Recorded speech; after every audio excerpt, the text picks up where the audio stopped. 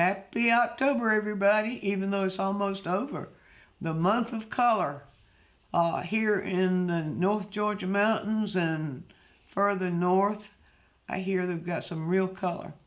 And so we are making it the month of color here in the world of painting. And so we're offering a color course on the Academy this month, half price, about balancing warm and cool colors. So if you want to get it on that, learn all about and have fun with balancing warm and cool colors, get over there to DianneMizeAcademy.com and get your 50% off the warm and cool colors, because it's going to go away at the end of the month. Although another one, a really good one's going to come up. We'll let you know about that in a few days. So welcome. I'm going to give everybody a chance to sort of gather in before we get down to the nitty gritty. So we're really going to give this business of color a working over today. What color is in color, you'll find out in just a little bit. Meanwhile, just a reminder that our members can ask questions. And I see that Cheryl and Matt and Maurice are already logging on and saying hello, and hello to all of you. And so happy to see you here with us as we explore this wonderful world of color. Okay, others are coming. Ellen, Cheryl. Oh yeah. Okay, I'm sorry. I interrupted a conversation there between Cheryl and Matt. Also, as you come in, tell us where you're from. Those of you that haven't said hello yet, go ahead and tell us. I say Cheryl. See if I can get this right now. Cheryl is from Montana. Matt, I forget. I'm sorry about that. Maurice is from Netherlands. And Ellen, I'm unsure about. And Ellen is from Pennsylvania. Good. There comes Matt, Virginia. That's right. And let's see, what did I miss? Okay, that's what I've got so far of those that are checking in. For all the rest of you, or for everybody, I'll say it again. I know you get tired of hearing me say it, but I'm going to. That we have a membership on YouTube. We have 2 memberships going now, 2 different kinds of memberships. One is on YouTube, where you are right now. You folks are called Studio Insiders. And so the Studio Insiders, click the join to be a Studio Insider. Click the join button you see right there under your video, and it's what is it? $4.99 a month. Yeah. But you get more than your money's worth on that one, because you get a free, as long as you're a member on YouTube. That is, you get a free video every month. You get a free little snippet. Okay. Thank you, Roger. Snippet every second Sunday, I believe it is. You get to ask the questions. The members ask questions. We're sorry about that, but it's the only way we can control the traffic and really actually see the questions that are coming in. So all of you, if you've had any experience with chat boxes, you know how those things will go very, very fast when there are lots and lots of people coming in. Sometimes they'll go so fast we can't catch them. So, okay, there comes Fiona from the UK. Wonderful. Jean from Montana. Oh, I love it when we have this wide representation of geography. Did I say that right? Yes. Is that its geography, isn't it? Yeah. Also remind them that we're in a state that switches back next month to Standard Time. Oh, yeah. The state of Georgia, where we are, switches back to Standard Time in November. The 2nd. And we dread it. We don't like it. What, on the 2nd of November? Oh my goodness, that's next week. Sunday, yeah. Oh, goodness. How in the world are we going to manage that? Have to get up in the dark and go to bed in the dark. We used to do that anyway. But anyway, so that said, and then also, since this is Color Month, I also want to remind everybody, those of you who are with us now, those of you who will be watching this later, that we have a number of color courses on the Academy.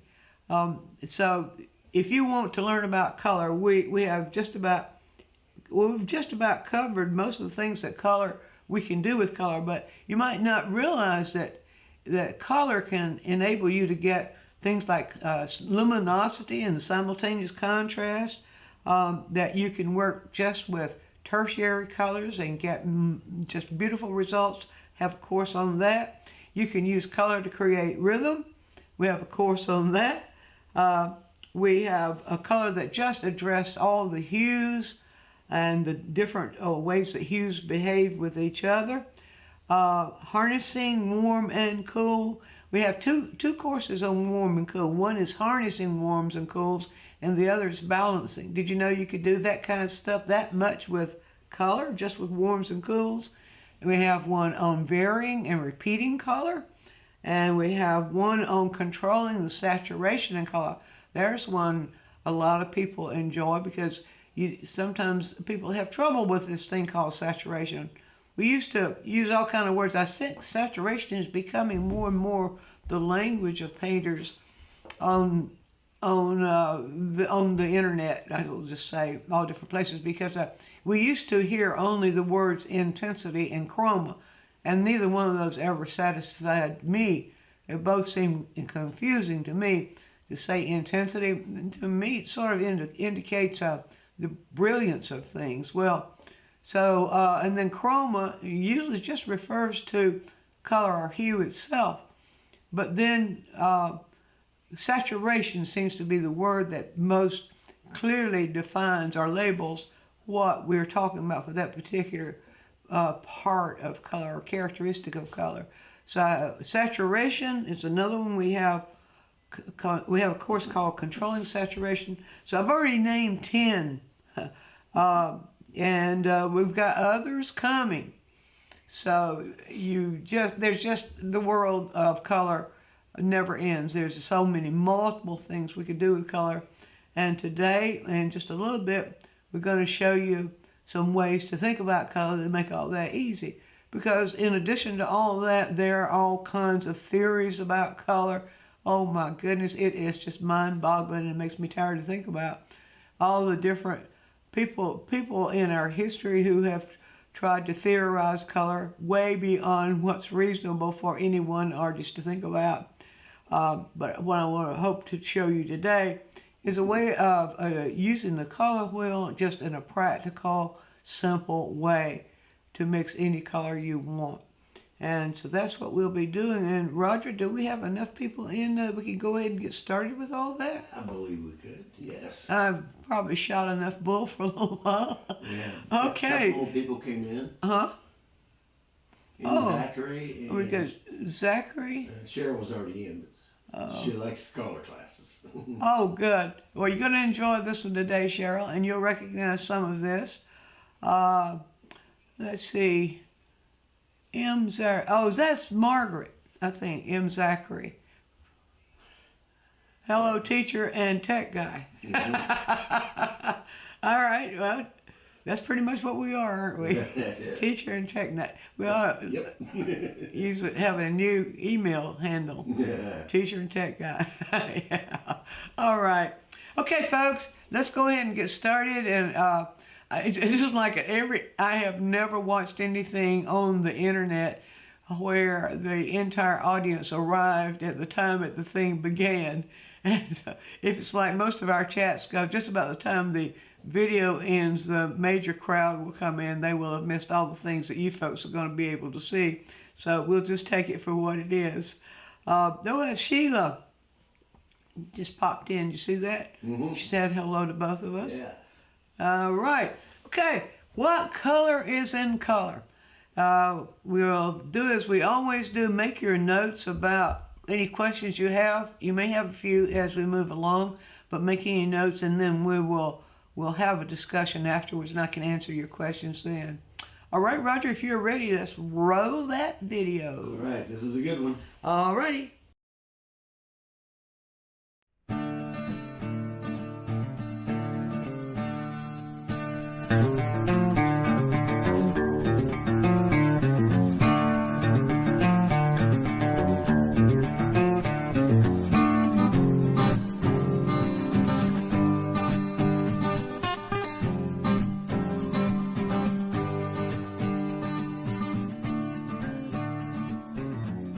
Every single color that has ever been seen is right here within this color wheel.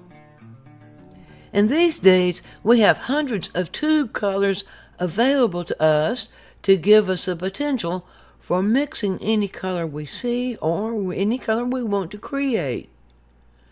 We can use our traditional color wheel to help us make sound choices when we get to know its potential to be our guide. Let's dig in to find out the keys for doing that.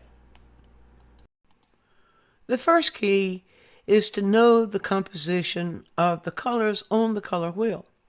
Now, what we mean by composition is in every color there is a relationship, because most of the colors on the wheel are made of other colors. So let's begin with that. The initial colors are the primary colors: yellow, red, and blue. We call them primary because we can't make these colors from any of the other colors, not in their purest form. By purest form, we mean their most saturated form. Every color we have has the characteristic of hue. Hue is what we recognize that color to be, its name, its color name. And we have that same hue that can go in all different values. It can be in darks, it can become dark, it can become light, and that's the value of that hue.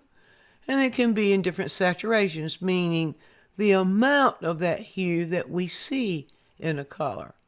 When two of these colors are combined in more or less equal parts, we have secondary colors. The secondary orange is 1 yellow, 1 red. The secondary violet is 1 red, 1 blue. The secondary green is 1 yellow, 1 blue. So two of our secondary colors have blue in their composition. Two of our secondary colors have red in their composition. And two of our secondary colors have yellow in their composition. So that's why they're called secondary, because they are made of equal parts of two primaries. In between every primary and every secondary, we have a third color, which is tertiary, meaning third.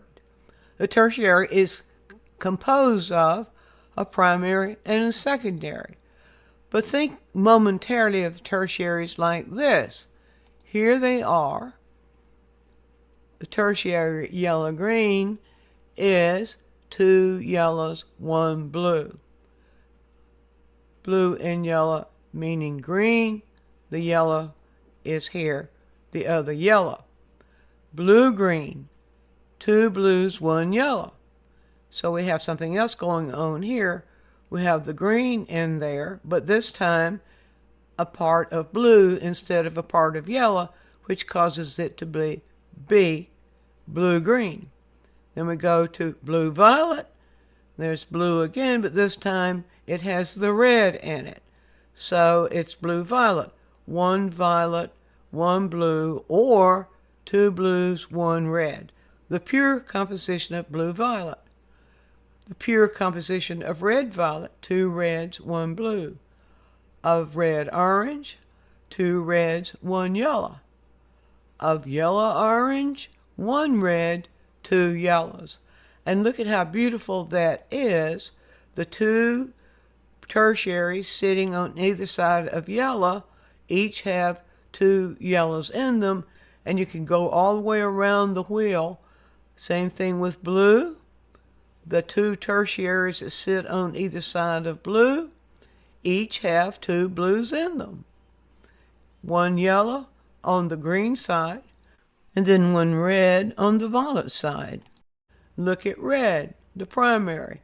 The primary sits in between 2 tertiaries. These tertiaries, of course, have more red in them because they are the immediate family of red. The 2 reds here with just the 1 blue, and the 2 reds here with just the 1 yellow. And then we have the 2 tertiaries sitting on each side of yellow. See, we have a similar pattern because they're sitting so close to yellow. They each have 2 parts yellow in them, yellow-green and yellow-orange. Each have 2 parts yellow in them. Yellow-orange has added to it 1 part red, and yellow-green 1 part blue. You see how beautiful that composition is. So if we can think of the secondaries as being composed of the 2 primaries, in other words, this is yellow-blue, this is blue-red, and this is red-yellow. But if we can think of the tertiaries as being 2 parts of the primary they sit between, then we can begin to really understand how to mix color according to what color does to color. Now, there's something else that's very interesting about tertiary. The tertiaries can be a variation. Tertiaries can be several proportions of primary and secondary. Primaries cannot change. A yellow is always a yellow. If it changes, it's going to be either yellow-orange or yellow-green. Blue cannot change. It's blue. It's always blue unless it has a little bit of yellow in it. And in that case, it will become blue-green. Or if it has a little red in it, it will become blue-violet. So the hues can only change each other in this direction. To change the hue. Now remember, notice what I said there. The hue itself can only change in this direction. So if we continue to go around, the red-violet we can see can change. It can be red-violet leaning towards red, or it can be red-violet leaning towards violet, just as all the tertiaries can change. So we can have variations of tertiaries. We have 6 tertiaries. Each one of them has the ability to have variations between it. Those variations sit between the primary and the secondary. So once yellow has a little bit of blue added to it, it's no longer yellow. It becomes yellow-green. Once yellow has a little bit of red added to it, it's no longer yellow. It becomes yellow-orange.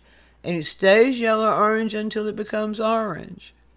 And the same thing, the same pattern all the way around with the tertiaries. So remember, the primaries can't change. They are always who they are. The secondaries cannot change. They're always who they are. Orange, for example, if it starts becoming redder, it's red-orange. It's no longer orange. If it starts becoming more yellow, it's yellow-orange. It's no longer orange. Same thing is true for all our secondaries. But our tertiaries, we do have variations from the tertiaries. To say this tertiary is 1 part and 2 is a little misleading, but we can think of the one it has less of as being different proportions. So we might have different proportions of yellow and blue. But we can still think of the composition of tertiaries as 1, 2, 1 primary, 2 primary, 2 primaries and 1 primary, all the way around. And it gives us more clarity, I think, as to what color can do to color.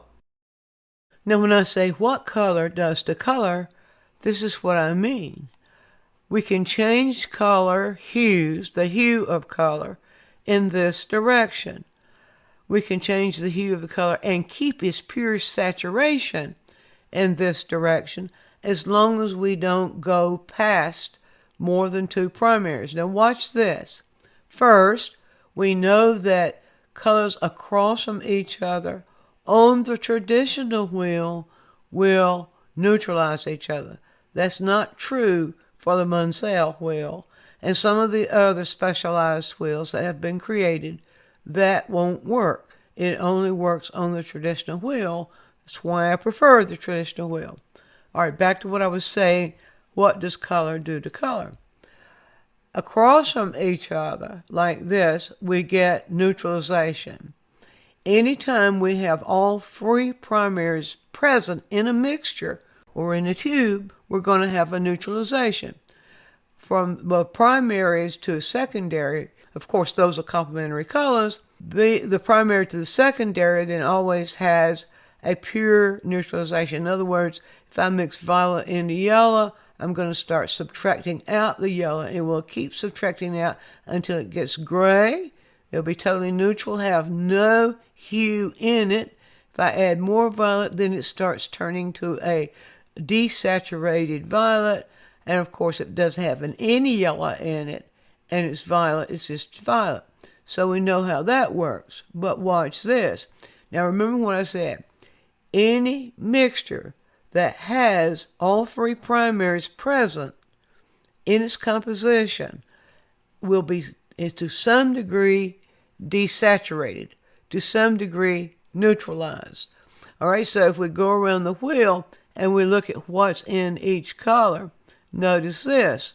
So we have blue, violet right here. Now, we know blue, violet, and yellow, orange are strong complements to each other, and so they're going to neutralize each other to a point. They both have all three primaries in them. All right, suppose I wanted to mix yellow, orange, and blue, green. Does that give us a neutralization? We'll look at it. Yellow, orange has two yellows, one red. Blue, green has the blue in it. It's going to neutralize it to some point. It's going to give you a bias of green because of the yellow, the strong presence of the yellows in there, and the blue. It's give you a neutralized green. Look at this combination, yellow, orange, and yellow, green. Now look at that one. That one has the two primaries sitting in between it, but these two mixed together have all three primaries in them. So look at the composition. 1, 2, 3, 4 yellows, and then the violet made of the red and the blue. This is going to neutralize these. But because these are so strong, you're going to get a desaturated yellow. Isn't that beautiful the way that works? Anytime you mix colors on either side of two primaries, that's going to happen. You're going to have a slight neutralization of the primary. See there, red, orange, red, violet. What do you have? You have lots of red, but then you have the yellow and the blue. Yellow and blue makes green, which is a complement of red. It's going to get a slightly desaturated red, or to one degree or another. It works all the way around like that. And so if you can then just get this pattern in your memory and in your awareness, whenever you are mixing for a color, you can see all your possibilities for getting some degree or the other of neutralization.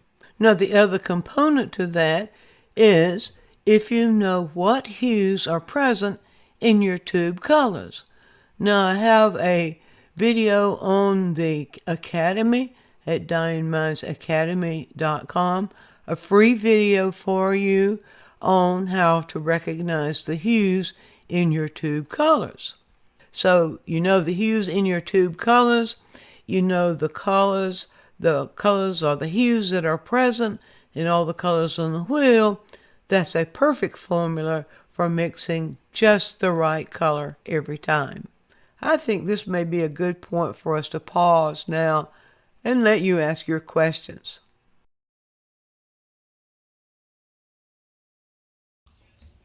Okie dokie, I'm ready for your questions now. Seeing what you need to know about what questions you might have that maybe just stimulated, what question you might have that was stimulated by the discussion, or something maybe that didn't quite click and you want to get a little further explanation on it. I'm ready for your questions.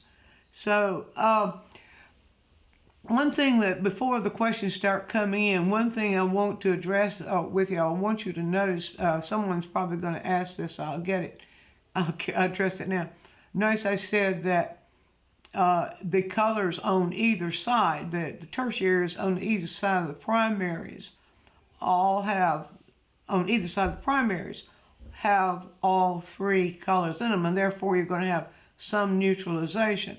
If you look at the secondaries, that's not true. That won't happen in secondaries. See if I can scoot over just a little bit, and you can see that if you say look at the secondary green, for example, you see what you have there. You have the tertiaries on either side. You don't have all three colors present. That only happens with the primaries. The tertiaries that are on either side of the primaries will, when mixed together, will give you a slight neutralization, but not those on either side of the secondary. So that's why it's a good idea to be aware of each of the hues on the wheel as being the combinations that they are, rather than just think of them as their individual labels, such as green or blue-green and that sort of thing. I think when you start thinking about color, the combination, I mean the composition, and when I say composition of color, I'm talking about the hues that are in the color. So I'm using the word composition there in sort of a different way from the way we usually use it. But when you think about, when you can train yourself to register mentally the actual hues present within your tube colors, or when you look at the color wheel, actually register mentally what hues are in those secondaries and tertiaries, in addition to the primaries. To me, it makes color mixing work much better, because, say for example, if I have a yellow green and I want that yellow to green to be desaturated but not very saturated, I might just add an orange to it, because I hear the green in my head, and if I'm thinking or registering that red and yellow are in orange, I know there's a red, and I'm looking for that third primary in it, so I know that it will give me a slight neutralization. So, being able to think that way, it makes it a whole lot easier in color mixing than trying to remember some sort of formula. Cheryl's asking, in a recent painting, almost everything had yellow in it except for one area, water, which was desaturated blue-violet. The blue-violet isn't working. Seems to be because of neutralization. Yes, you're right about that. If you think about blue-violet, let me see if I can scoot over just a little bit. I'm going the wrong way. I always do that. Blue-violet by itself, blue-violet is either one of those. You said, okay, you have, everything is yellow in it. All right. If you look at yellow, yellow has in it just yellow when it's not desaturated. Blue-violet has just blue and red in them. So neither one of those have a color in common. So if you put them side by side, they're going to kind of compete with each other. There's nothing there to unify them or tie them together. Now neutrals, any degree of neutral will act as sort of a binder that visually binds the colors together. So if you desaturate either one of those, you don't have to desaturate both. In fact, if you start desaturating all of them, they'll begin to get kind of dull. So you need to vary saturation in order to keep a painting vibrant and interesting.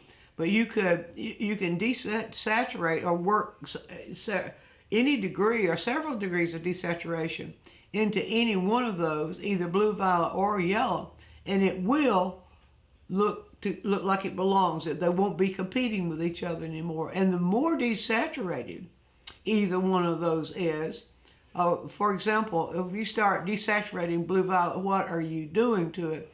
You're adding yellow, orange to it to desaturate. You can also desaturate it with yellow, but you get a truer desaturation, a more direct, I should say, not truer, more direct desaturation from yellow, orange. And the more, and it will continue as long as it exists in the same neighborhood or in the vicinity of that yellow. They're going to emphasize each other because there is that complementary relationship between them. So any degree of desaturation, almost any degree of desaturation of your blue violet, it's going to still look blue violet. So you can get in order to give more variety. For example, I believe you said the blue violet isn't working. Blue violet is in the water. Yeah, is that right? One area which was desaturated blue violet. Oh, I see what you're saying there. Everything. All right, then in that case, if it's not working in that case, then desaturate or lean that yellow and make it look a little bit more yellow-orange.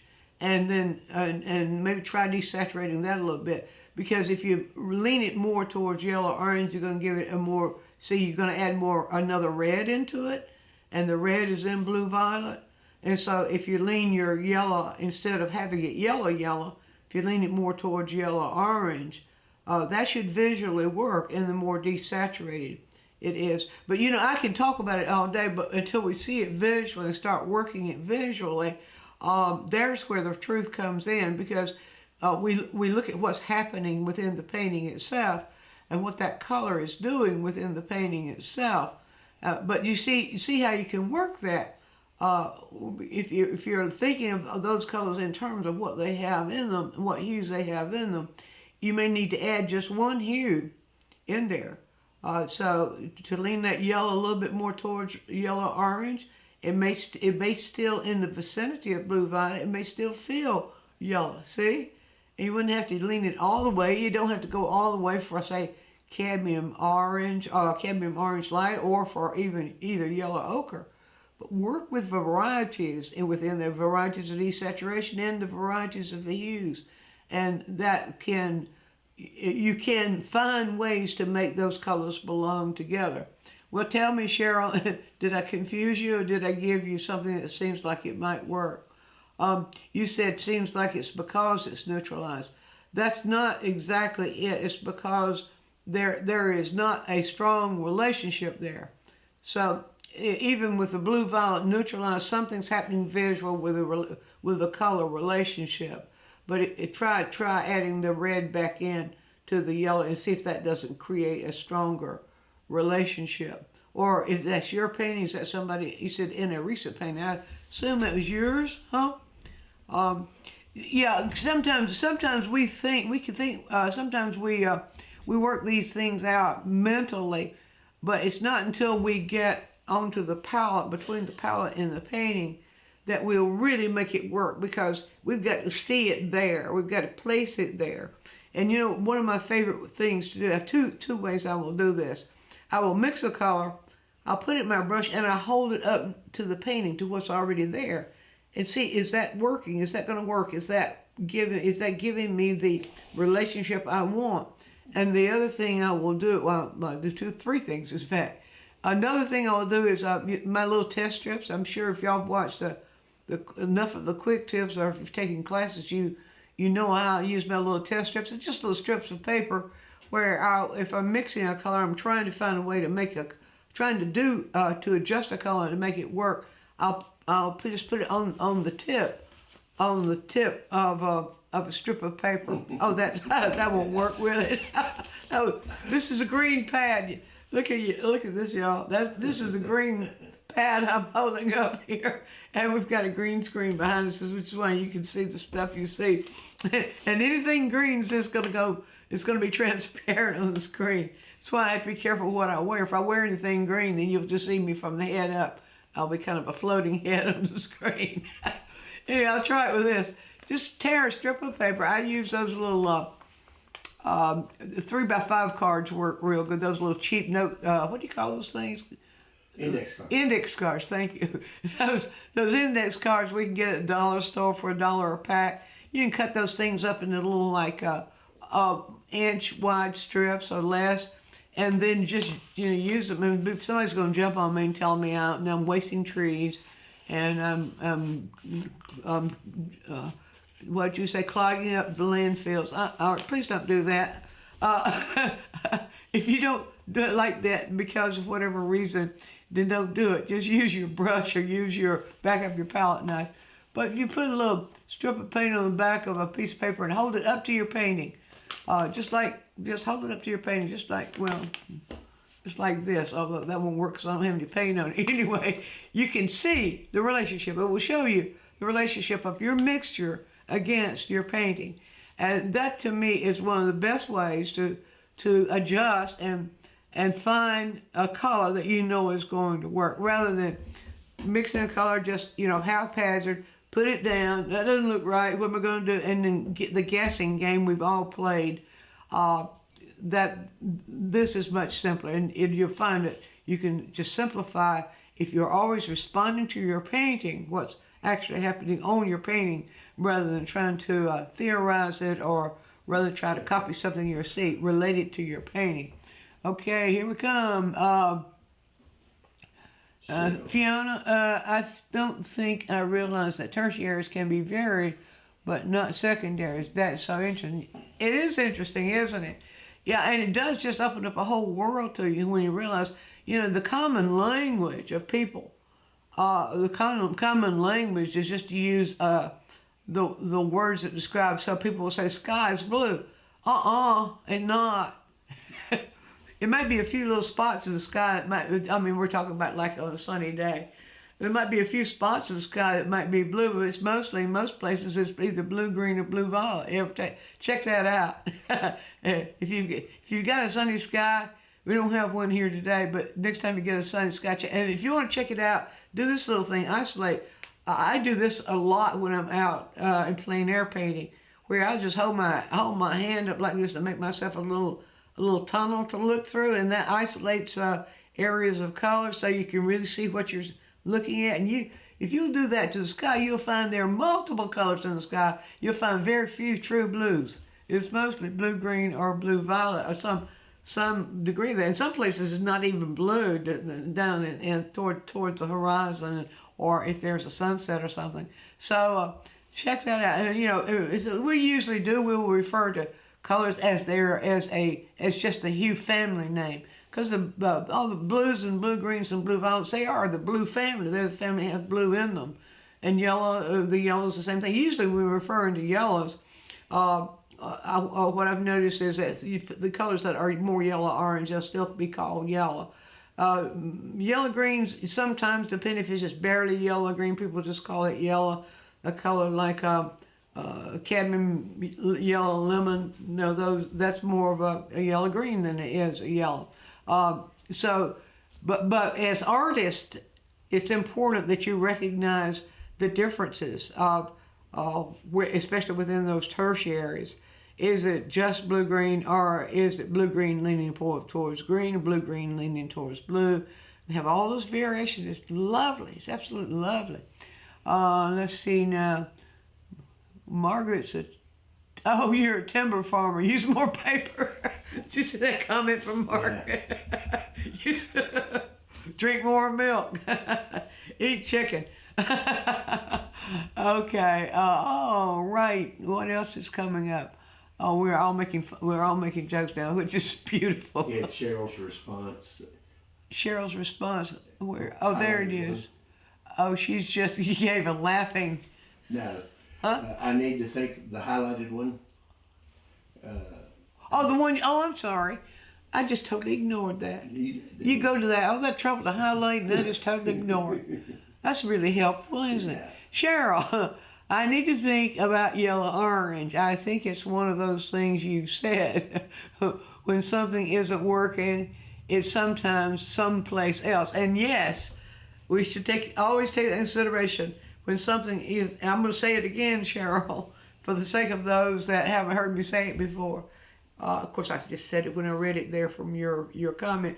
Yes, if many times, and you'll be surprised at how many times, if something in a painting is not working, it's not where you're looking, but it's somewhere else that's causing that to feel like it's not working. So when something seems like it's not working, look in other places that might be causing it to not work.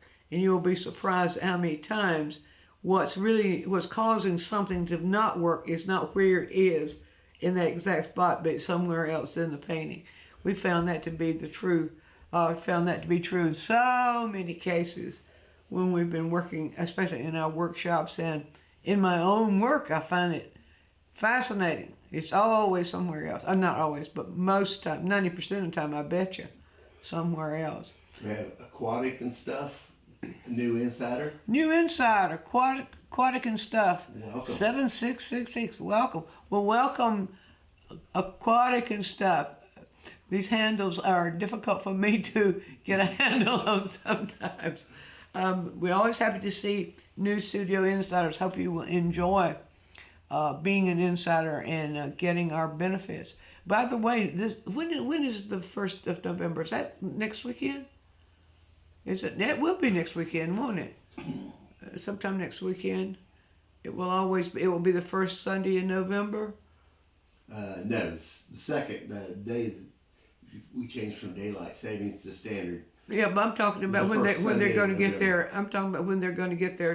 This person gets their first coupon will be 2nd of November. 2nd of November. But go to let's see now. Where will they go to? Where will the new members go to get their code for this month? Because they can still use it this month.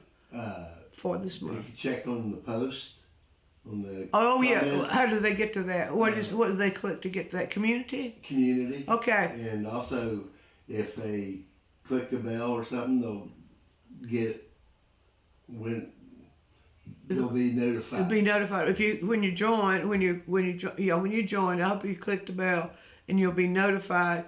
There is, if all of you members probably know this already, but for everybody's sake, the community discussion, the members discussion, is under community in the menu.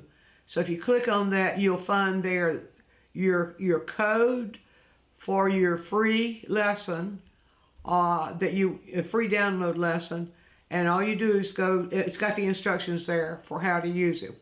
It's got the URL where you go to use it, and it's got the instructions there for how to use it. So have fun with that. All right. A colorblind person.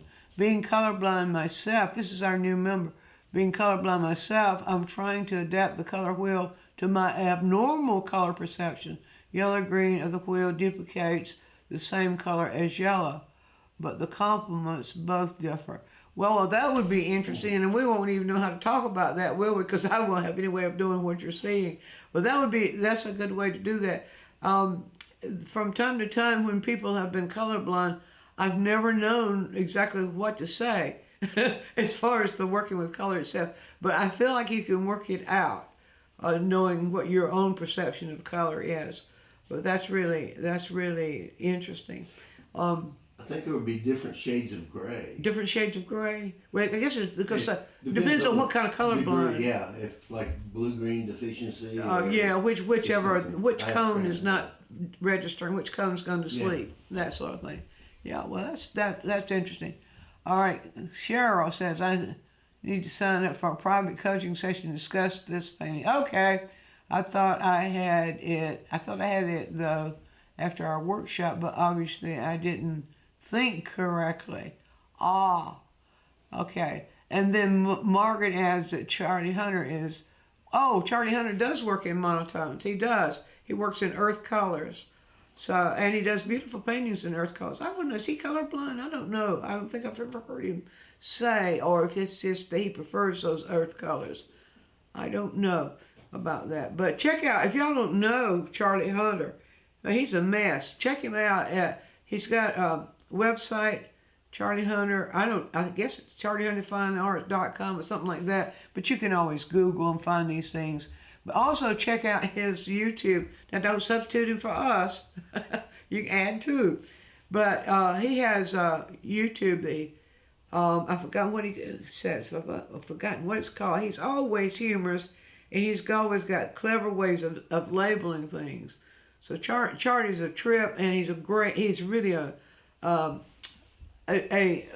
what's the word I can use? He's an artist his work is worth looking at and worth studying. I always hesitate to say someone is a great artist or something, because those words are just become so meaningless. But Charlie works out very interesting compositions. He works more in value than color, but the color is very meaningful. What color is in there in those earth tones? It's very meaningful. But his methods are just fascinating. Check him out. All right, let's see. It's fun. Oh, aquatic stuff. It's fun to figure out everything, but difficult. I bet it is. Yeah. Let's see. Ellen loves Charlie's work. Well, I guess, yeah. I bet a lot more people know about Charlie than I might suspect. When we all live in our isolated world, sometimes we don't realize that there's some other really, really interesting things going on out there. And he's one because I am so fascinated with the whole wide range of the full realm of color. I haven't, when I've been studying color, I haven't referred to him. Of course I wouldn't, but there are other methods, or I should say tools, in our world of composition he uses beautifully. So check him out. So, okay, what are we doing on time? All right, we're getting close to the countdown time.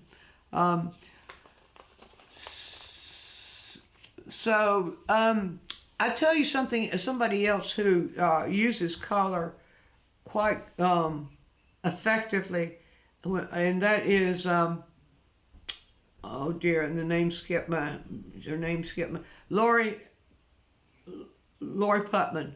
Lori Putman is spelled Loriputnam. You all probably know about her. She uses her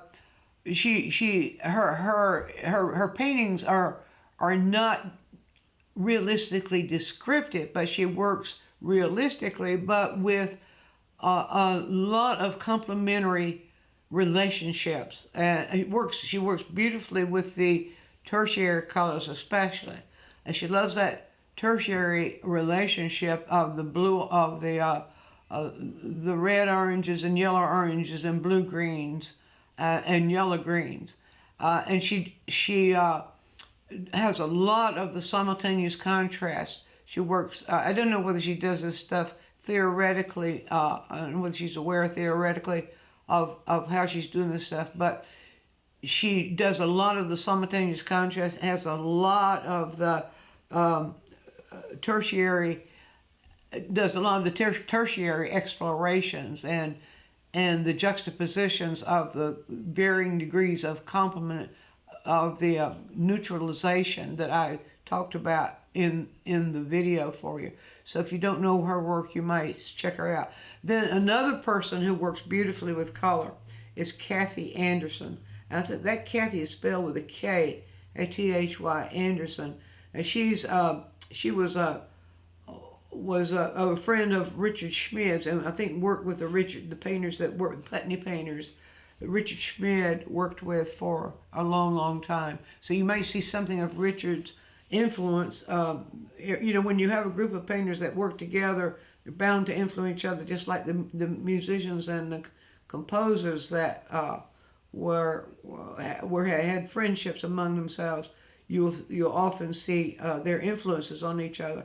And Kathy does a lot of the still life with the flowers, and uses color beautifully, harmonizes color beautifully, and a lot of times harmonizing in more saturated hues, but she she controls the saturation just beautifully. And a lot of times you will think that her work is a lot more saturated than it really is, just by the way she uses the hues in her paintings. So you might check that out. Cheryl says, because of the wide variation within tertiaries, I've found tube colors from different brands have the same name but are different. Absolutely. Yes. Oh, Cheryl, I'm so glad you brought that up, because that's so important. Because a lot of times people will just refer to a tube color as just its name. Burnt sienna is one of the tertiary colors, and but it was the first, I think, that I in my younger days. Even then, I became aware that there were several different variations of burnt sienna depending on what company made them. Same thing is true for yellow ochre, which is also the tertiary yellow orange. In fact, there were some yellow ochres, and they still might be today. I don't know, because I just stick to my brands unless somebody tells me to try, wants me to try something. I might try just to see what I think about it. But at one time at least, sometimes a burnt umber, I mean not burnt umber, sometimes a yellow ochre would actually be more yellow green than yellow orange.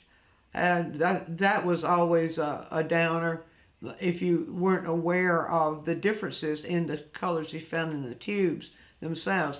And Viridian is one of those, oh my Lord, watch out about that. Because I prefer the Rembrandt Viridian for the blue-green that I use.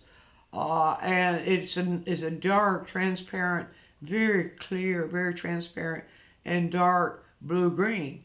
But the original Viridian that came in the tube was a middle value, milky, ugly, I didn't like that color at all by itself. I mean, I couldn't find very much today. It seemed to me limiting in its possibilities, and it didn't take me long to ditch that one from my palette. But the Viridian, the colors that you see that will be called Viridian, sometimes Viridian hue, watch out for that, because those vary an awful lot, really, really a wide variation, what you might find from color to, from company to company, manufacturer to manufacturer. And there was a time, when the yellow green, wait a minute, no, we don't call yellow green, sap green. There was a time when sap green was what company was it? Was it Shiva? I can't remember. It might have been Shiva, or it might have been Utrecht. I can't remember. The sap green was this color right here. Sap green. Can you imagine that?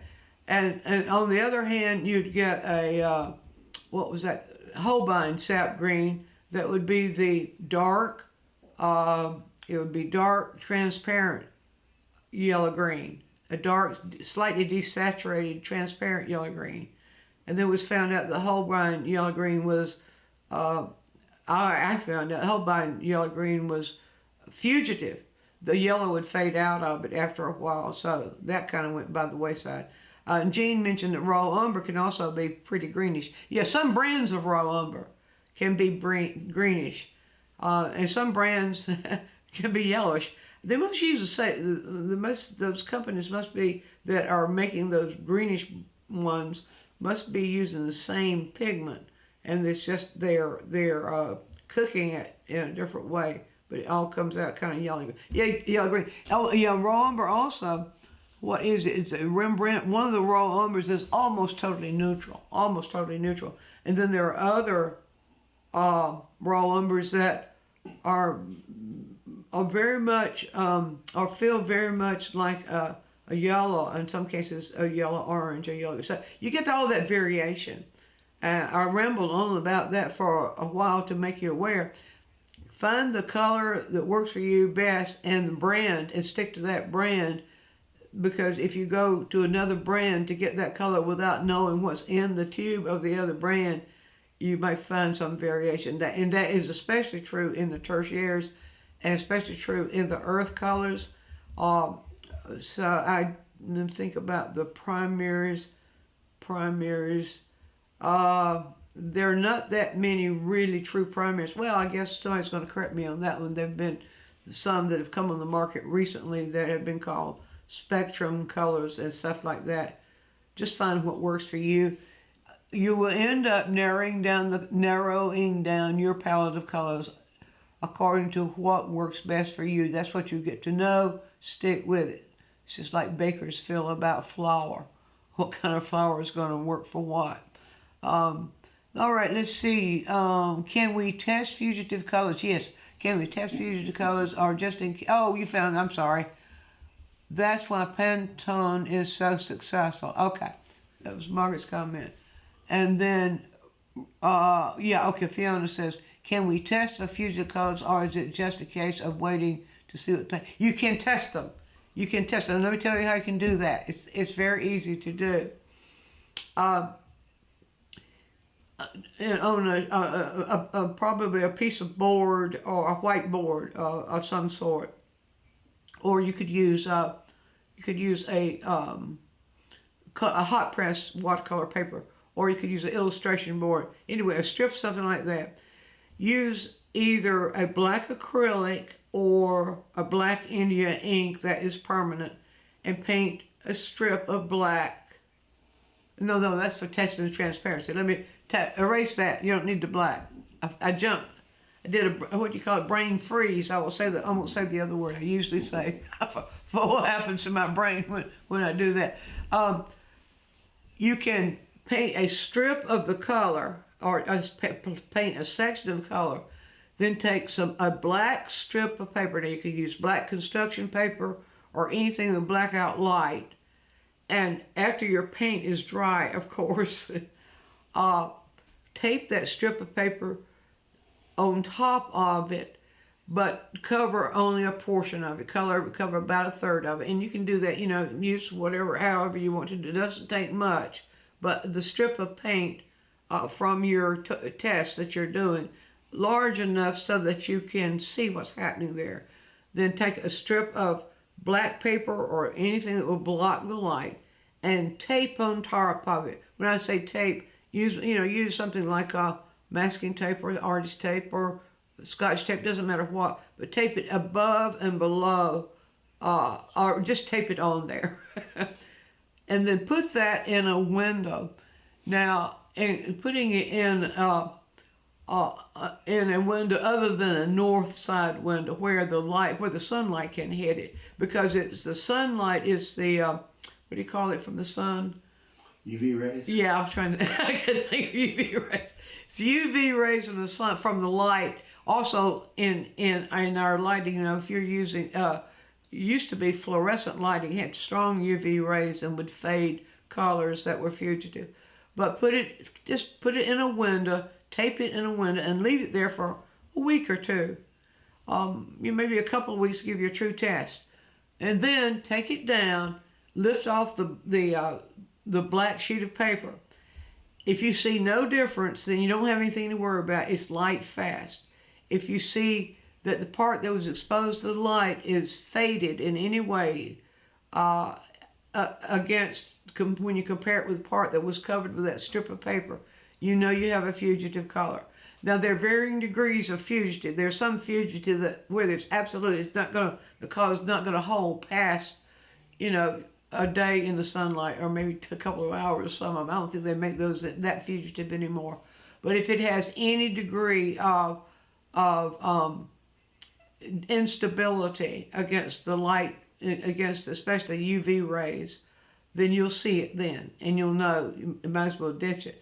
And I guess best way to test that, if you don't want to invest in the paint, I doubt you'll get a sample, so you probably have to invest in a tube of paint to find out. But anyway, that works. Very simple test, very, very inexpensive, and that will work to help you test your colors to see if your colors are going to fade under UV light. Somebody will probably have some comment in the comment section of the video. Some probably other comments about that, but I know that one's a time-tested one for me. So, what hue is transparent oxide brown? It depends on I can't really answer that one, Jean, because I don't know which brand you're talking about, and I'm not, but it will, by the name of it, the oxide brown, I'm guessing it would be in the red range. It's very desaturated, we know that. And I'm guessing it's going to be in the red range. If it's in the red range, it's going to, if it's not red, it's going to lean towards either red violet or red orange. But it's very desaturated. So the best way to check that out is to try to mix it from another color. Try to mix the hue from another color. If there's no other way that you can detect, especially those colors that are highly desaturated, if there's no other way that you can test it or can detect what the hue is that's in it, then try to mix it. And try to mix it from the colors that you do have that you know what the hue is. For example, if you have an orange and a blue, or if you have a red orange, you can trust this red orange, and you have let's see if you go. You could mix either green into red orange, or you could mix the blue green into red orange. But if you know how to desaturate it, you can find which one of those reds it's going to be by desaturating, trying to match the color. Then you'll probably decide you don't need it after all. You already have the ability to make it. So let's see what we're doing on time here. We have gone over. Deconstructing verbs. Deconstructing. Asking what two colors you prefer. Okay, deconstructing verbs. We're going a little over time, but I don't care. We'll just tell Mr. YouTube just to be patient with us. Deconstructing verbs.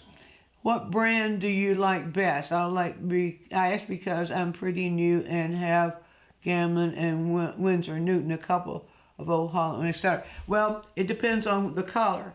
But if you're going around, I'll tell you my favorite brands of the colors I use. My palette, all my palettes, my oil palette, my watercolor palette, my gouache palette, and the colors I use for pastel painting are all the preferences according to the colors on the color wheel. They are arranged according to the color wheel. The yellow I prefer is the Utrecht Hansa Yellow Light. I find that the other Hansa Yellow Lights are not true. But cadmium yellow light made by Gamblin. Gamblin is a wonderful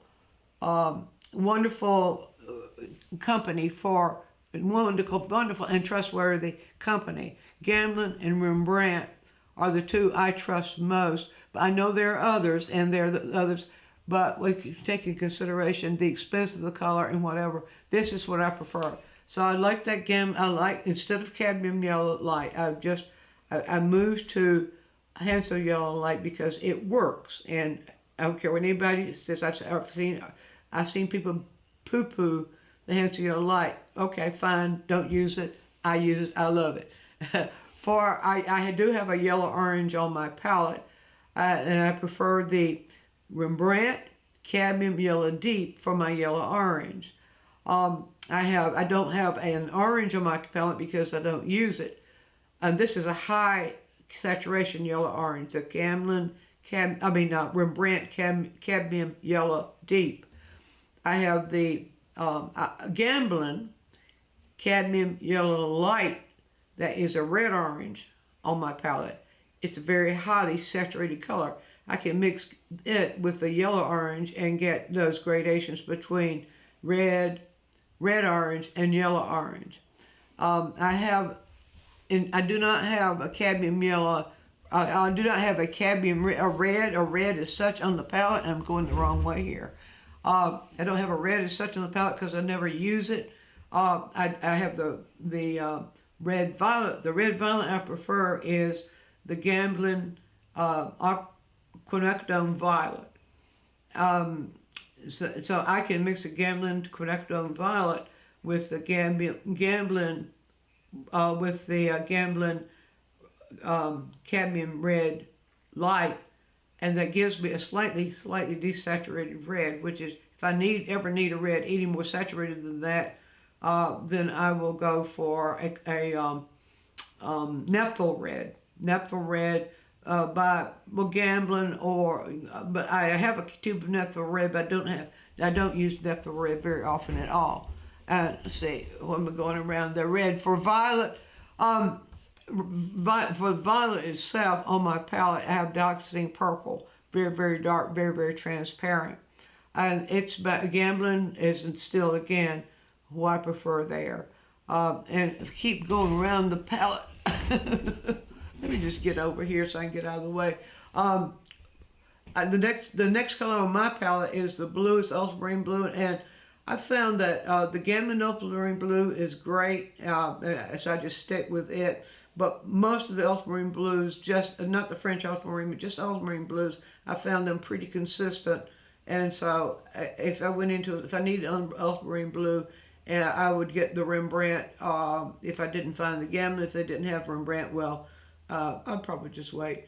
Anyway, so if I need the blue violet, then I can mix the red violet here with the blue and get either one of these violets here. So I don't really need that Dioxazine violet, but sometimes I find I can use it for getting something very, very dark.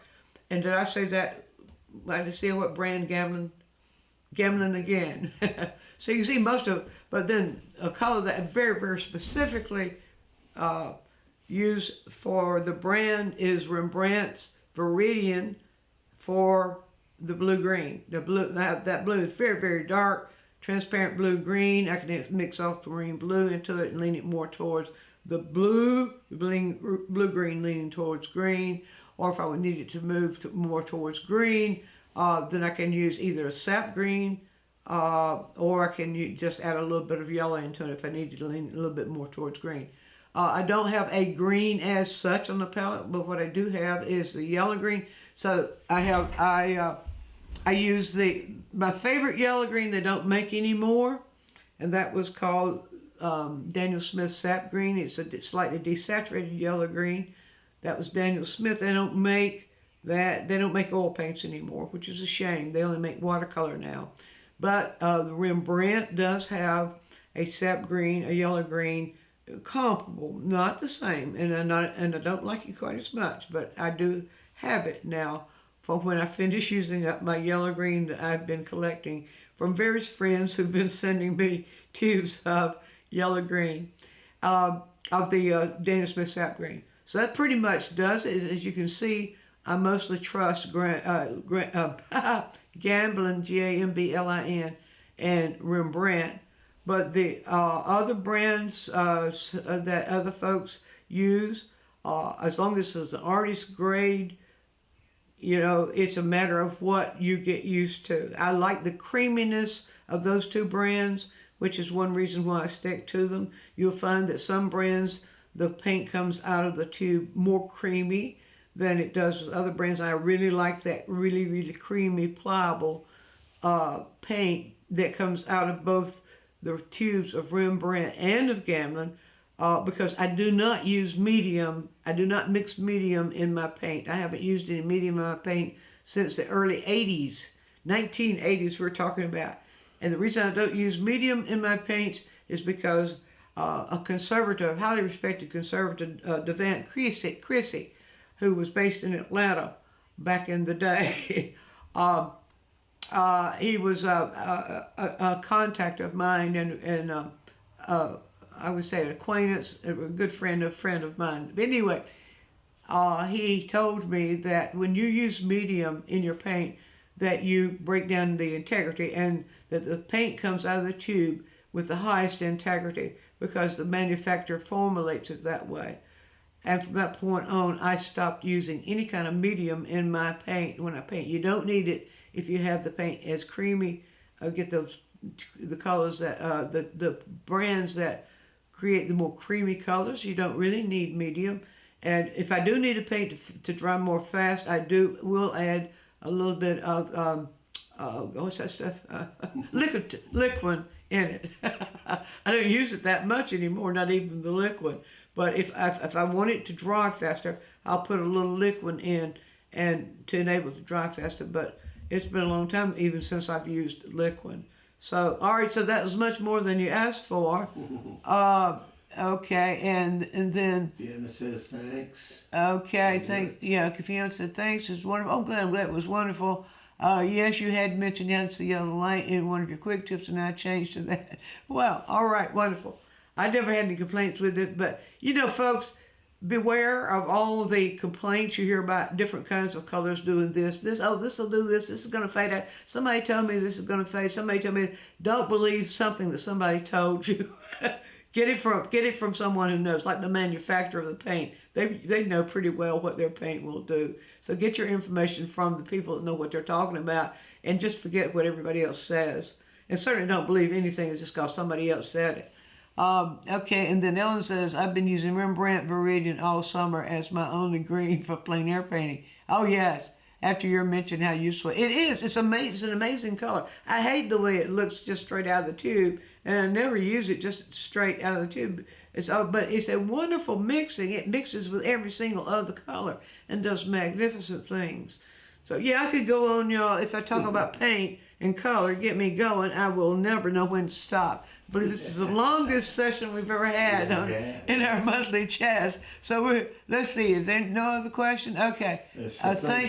Thanks from Sheila. Thanks from Cheryl. Okay, and then all right. So, I thank all of you for joining us and for sticking with us, sticking with my endless gab about color. I think I've said it many times. Color is the most fascinating thing about painting. More fascinating than anything else about painting, because it's so varied. There's so many varied things that color will do for our painting. So I'm getting out of here for now. And everybody's saying thanks, and thanks to you for joining us. We look forward to seeing you in November for our next live chat. So bye-bye for now.